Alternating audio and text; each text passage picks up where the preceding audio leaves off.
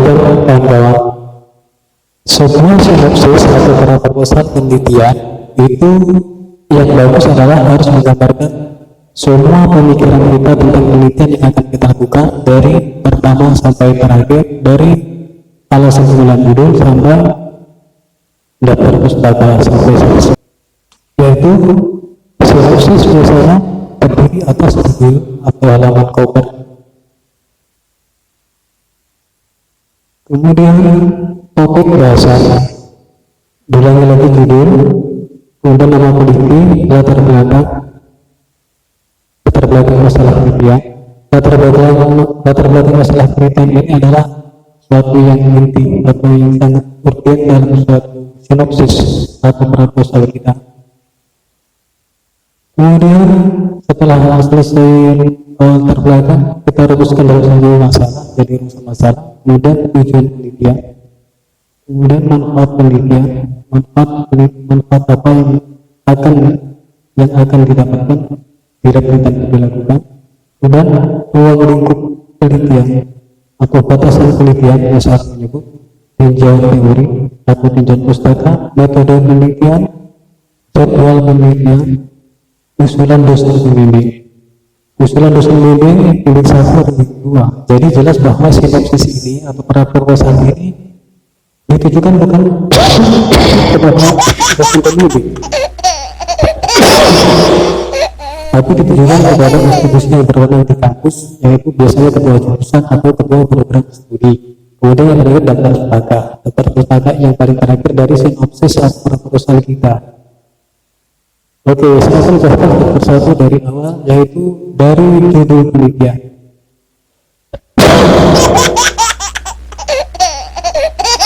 Proposal atau sinopsis PAD ini berjudul Pengaruh Pengungkapan Corporate Social Responsibility atau CSR, pengungkapan CSR, dan ukuran perusahaan atau business size dengan pertumbuhan penjualan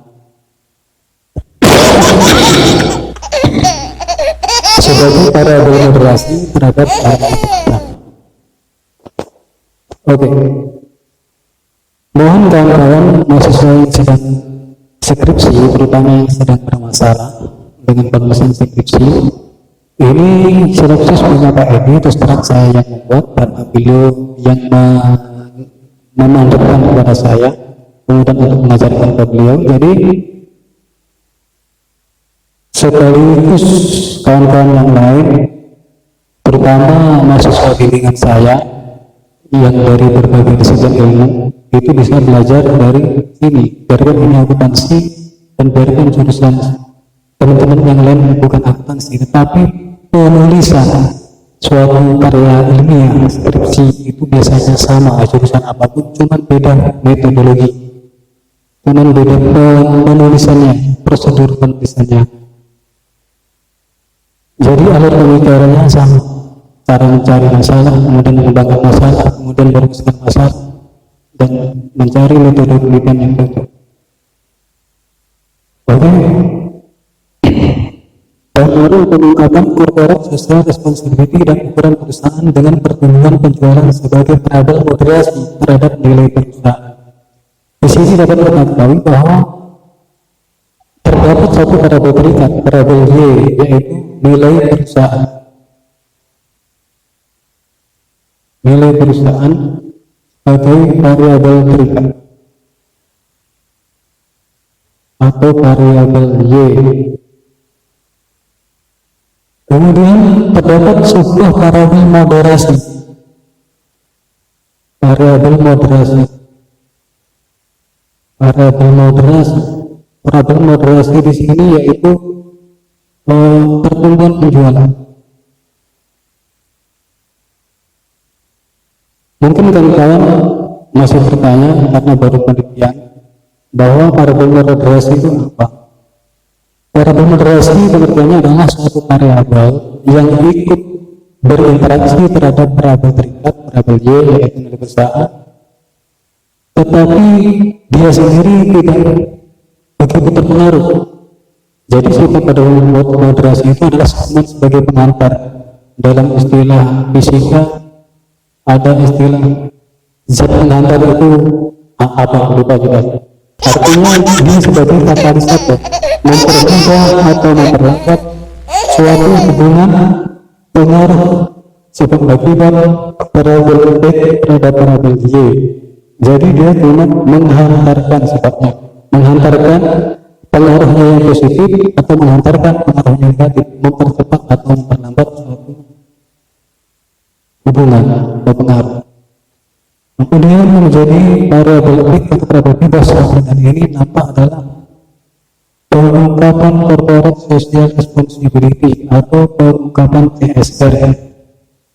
CSR dalam bahasa kita adalah kepedulian perusahaan terhadap lingkungan dan sosial, baik lingkungannya maupun sosialnya. Jadi pengungkapan itu dijadikan sebagai variabel bebas, variabel X1 yang mempengaruhi variabel terlibat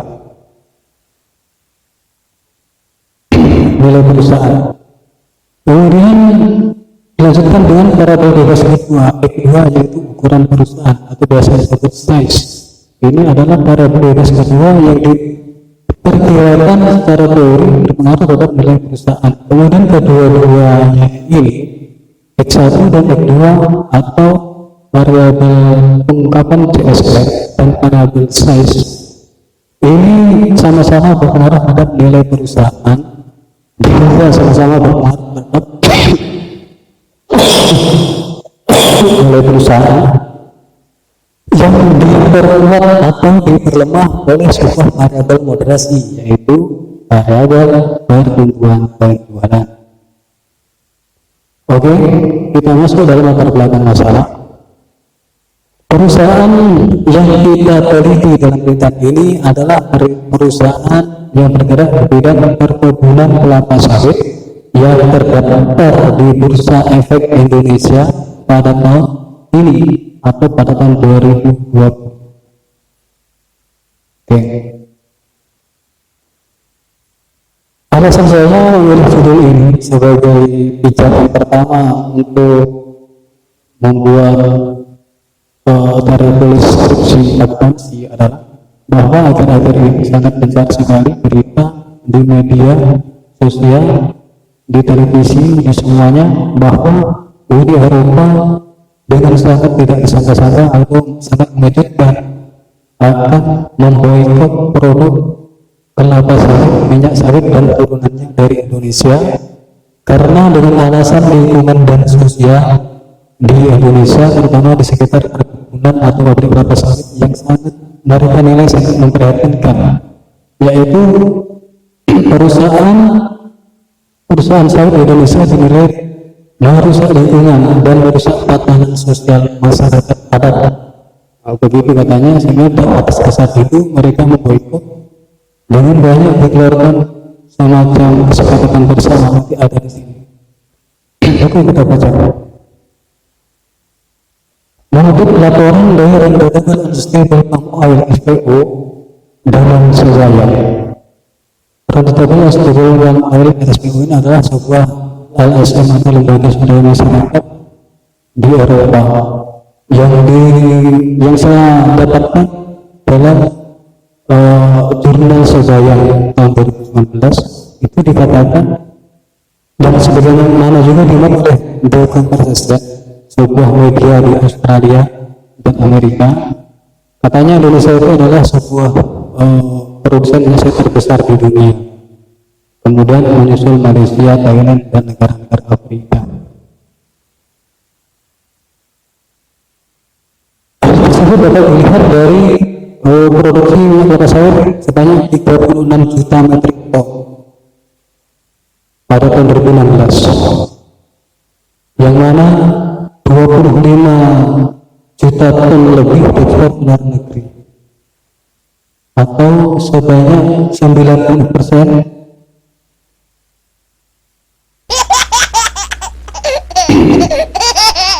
Atau sebagian besar dari luar negeri. Dan bahkan proyek kelapa sawit Indonesia akan semakin besar diperkirakan oleh mereka. Tahun 2020 diperkirakan akan mencapai lahan seluas 12 juta hektar. Oke, kemudian saya dapatkan data. Kemudian atas dasar fenomena tadi, kemudian saya berusaha mencari data di link Bursa Efek Indonesia tahun 2020. Saya penasaran perusahaan-perusahaan apa saja sebenarnya yang bergerak di bidang kelapa sawit, sehingga bisa dikatakan bahwa Indonesia itu nomor satu pengekspor atau penghasil minyak kelapa sawit di dunia yang terbesar. Setelah saya dapatkan dari pesawat Jakarta, saya dapatkan bahwa perusahaan kelapa sawit yang terdaftar di BEI tahun 2020 itu terdapat sebanyak 17 perusahaan. 17 perusahaan, kemudian pendapatan tahun 2018 dan 2017.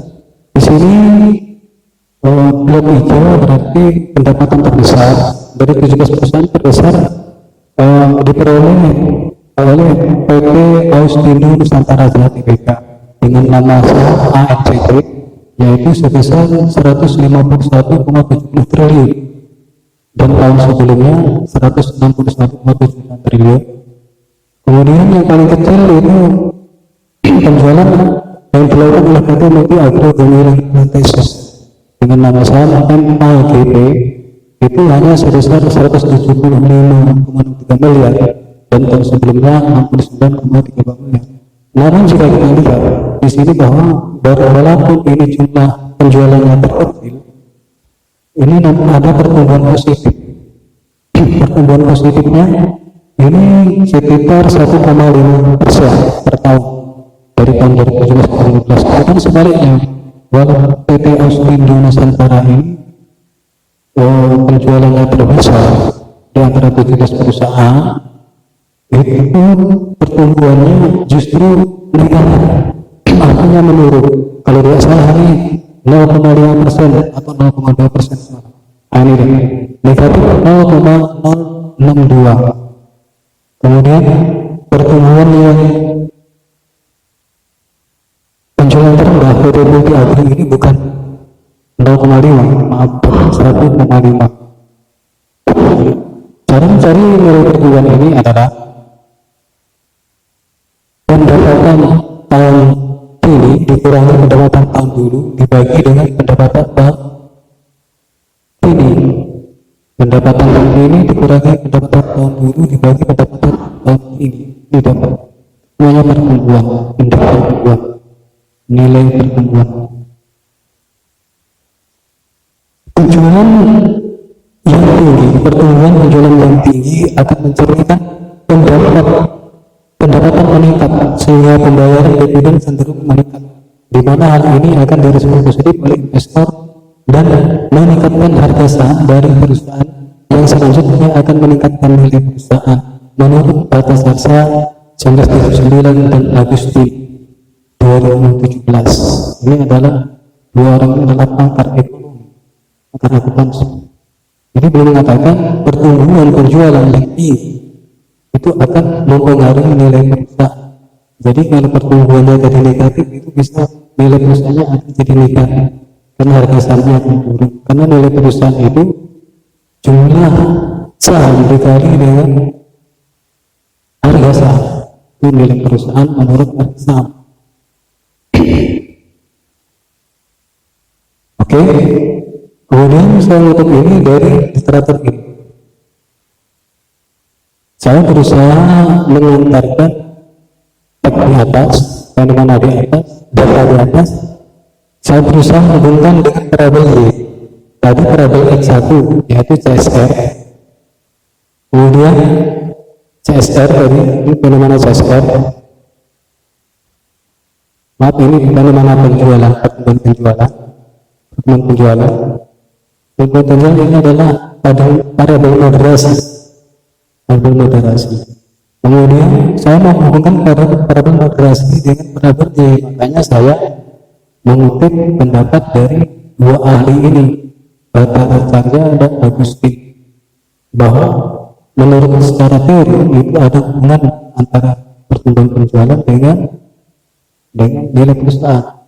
Tadi kan nampak di sini ada pertumbuhan yang negatif, ini yang positif. Kalau negatif itu kalau menurut teori pakar tadi itu akan mempengaruhi nilai perusahaan yang semakin rendah. Kemudian kalau positif nilai perusahaan akan semakin tinggi.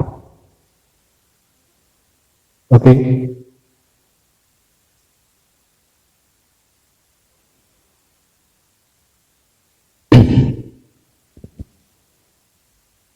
Kemudian yang teks merah ini, namun dengan tingginya produksi itu berarti Indonesia juga memiliki lahan kelapa sawit yang sangat luas, bahkan terus meningkat.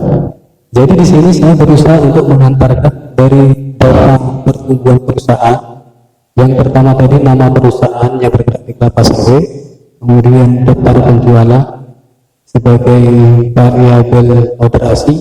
Saya akan berusaha mengantarkan kembali ke variabel CSR. Setelah saya tadi mengantarkan berusaha mencari kaitan antara pertumbuhan penjualan terhadap variabel Y dari perusahaan ini dengan teori ini, kemudian saya di sini dengan teks merah ini saya akan berusaha masuk kepada CSR, yaitu pengungkapan CSR atau komitmen perusahaan terhadap lingkungan dan sosialnya sekitar perusahaan. Saya buat teks, namun dengan tingginya produksi itu berarti Indonesia juga memiliki lahan pertanian kelapa sawit yang sangat luas, bahkan terus meningkat setiap tahunnya. Oleh karenanya tidak mengherankan jika isu lingkungan dan sosial,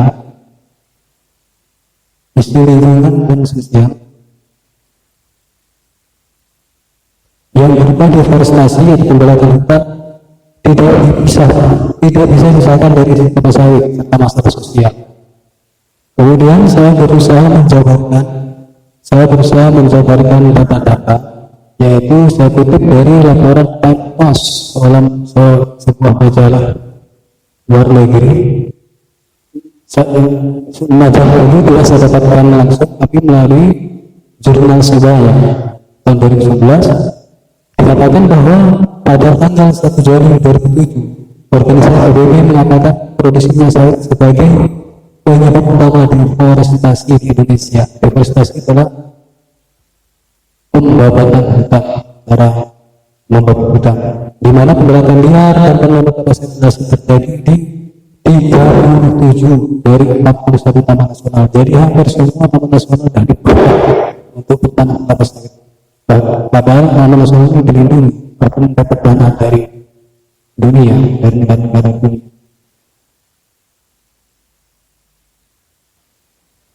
Deforestasi ini tentunya tidak kecil, mulai dari berkurangnya hutan primer atau punahnya spesies karena mengingat hutan Indonesia adalah paru dunia. Kemudian setelah ada isu-isu tersebut, maka orang Eropa, negara-negara Eropa mengeluarkan kebijakan yang konkret, yang formal, yaitu pada bulan April 2017 lalu. Parlemen Eropa mengeluarkan semacam kesepakatan resolusi, yaitu intinya menghapus dan melarang penggunaan bahan bakar hayati yang terbuat dari minyak sawit. Jadi karena alasan lingkungan dan sosial tadi, Eropa memboikot dengan cara tidak memakai minyak kelapa sawit, terutama dari negara-negara Asia, Indonesia. Kemudian diperkuat oleh laporan Axel Pompey. Axel Pompey ini adalah seorang warga negara Amerika dari sisi perguruan tinggi Amerika. Itu mengatakan bahwa membuat sebuah tulisan dalam suatu jurnal, larangan itu dapat mengurangi permintaan sawit dunia, di mana Uni Eropa telah memutuskan bahwa 10% bahan bakar kapasitas pada tahun 2020 harus menggunakan bahan bakar terbarukan seperti biodiesel, karena tidak dari kelapa sawit, tapi dari minyak kedelai dan minyak bunga matahari yang ditanam di Eropa. Rata-rata memang itu lahan terbesar di Eropa untuk membuat minyak itu, minyak abadi itu adalah dari minyak kedelai dan minyak bunga matahari.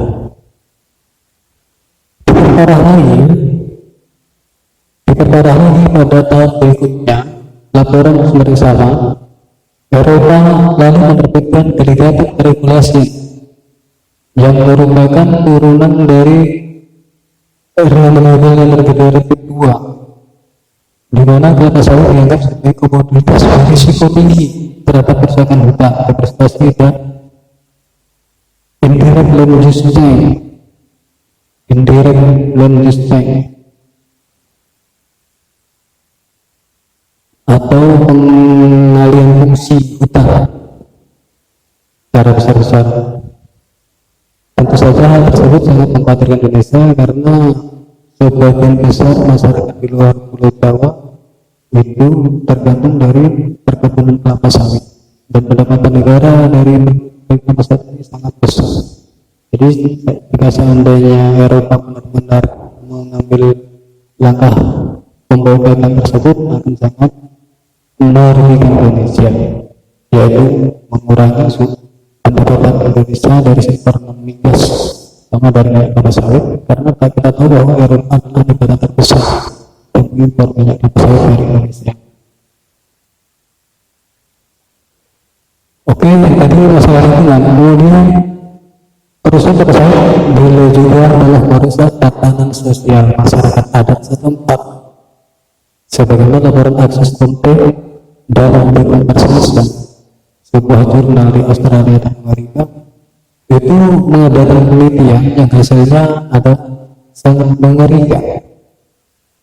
Artinya pertumbuhan industri kelapa sawit besar di Indonesia rupanya tidak secara otomatis diikuti oleh tingkat kemakmuran masyarakat yang tinggi, terutama masyarakat sekitar perkebunan. Contohnya dia ambil contoh mengenai survei desa masyarakat di Kalimantan Tengah, itu di mana di desa tersebut setelah dilakukannya pembukaan lahan untuk kelapa sawit itu rusak semua tatanan sosial. Sebagai contoh, mata pencahariannya masyarakat hilang, biasa mencari ikan, sungai tidak bisa dimanfaatkan karena tercemar oleh limbah pupuk, tidak bisa mandi, tidak bisa dimanfaatkan minum. Kemudian lahan-lahan para petani di sana itu desa masyarakat itu hilang, diambil paksa oleh perusahaan, walaupun dikabarkan mereka telah melakukan perlawanan dengan tokoh-tokoh masyarakat, tapi tidak berdaya menghadapi perusahaan besar yang didukung dari Jakarta. Kemudian pada akhirnya mereka kehilangan pekerjaan dan sulit mendapatkan makanan secara alami di sekitar mereka. Biasanya kan menanam pertanian, menanam dan makan. Jadi setelah masuk itu makanan itu tergantung di pasar, artinya memberi. Di kehidupan pokoknya tergantung pasar, karena mereka tidak bisa produksi sendiri. Oke.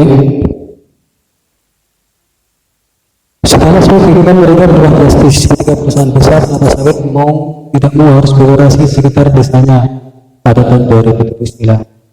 Disebutkan bahwa masyarakat setempat sempat melakukan perlawanan untuk menolak datangan industri tersebut, namun tidak berdaya seperti saya sebut tadi. Alhasil seluruh masyarakat rapat kehilangan lahan, kehilangan pekerjaan, dan akhirnya pendapatannya menurun karena terpaksa harus bekerja sebagai buruh harian lepas di perusahaan-perusahaan raksasa tersebut dengan gaji yang lebih kecil atau tidak mencukupi kebutuhan hidupnya. Oke. Kemudian dari Sumatera Utara dilaporkan oleh Saturinis tahun 2015 dalam portal menabai.co.id. Dari Sumatera Utara juga ada kasus masalah sosial dengan terkait pembukaan perkebunan kelapa sawit ini, yaitu dilaporkan bahwa semenjak tahun 2014 di Sumatera Utara setidaknya terdapat 12 warga termasuk masyarakat adat di Sumatera Utara divonis karena mempertahankan lahan mereka. Mereka dipenjara karena melarang lahan adat mereka dialihfungsikan menjadi perkebunan kelapa sawit oleh perusahaan besar.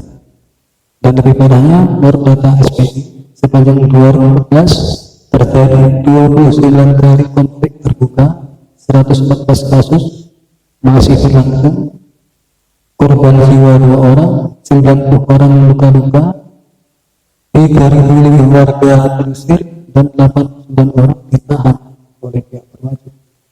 Ini konflik-konflik sosial dari pembukaan pasal. Oke, saya cukup memaparkan itu tidak cukup. Saya rasa karena sudah panjang sekali memaparkan tentang dampak perkebunan lingkungan terhadap lingkungan dan masyarakat sosial. Tidak cukup. Saya mengatakan bahwa dalam pembukaan lahan itu masih banyak yang dirugikan lingkungan dan sosial. Karena apa? Saya sebutkan itu karena dalam sebuah perusahaan itu ada namanya program CSR atau program kepedulian perusahaan terhadap lingkungan dan masyarakat. Dan menurut kasus tadi berarti perusahaan tidak menjalankan itu, bahkan sebaliknya melanggar. Dan adalah hanya sebagian kecil saja contoh sebagian buruknya kemudian masyarakat sawit terhadap lingkungan dan sosial. Padahal semenjak tahun 2007 telah dikeluarkan Undang-Undang Perseroan Terbatas Nomor 40 Tahun 2007 yang intinya mewajibkan sebuah perusahaan itu melakukan CSR atau kepedulian terhadap lingkungan dan sosial, dan jika tidak mengindahkan itu ada sanksi pidana, tepatnya pada pasal 74 poin C Undang-Undang tahun 2007, Undang-Undang Perseroan Terbatas Nomor 40 Tahun 2007, ada sanksi hukum. Oke, saya mengatakan dengan ini bahwa sebuah perusahaan itu seharusnya melakukan CSR walaupun tidak ada undang-undang, apalagi ada undang-undang, apalagi undang-undangnya itu ada sanksi pidana. Jika perusahaan itu berpikiran maju di era industri sekarang ini,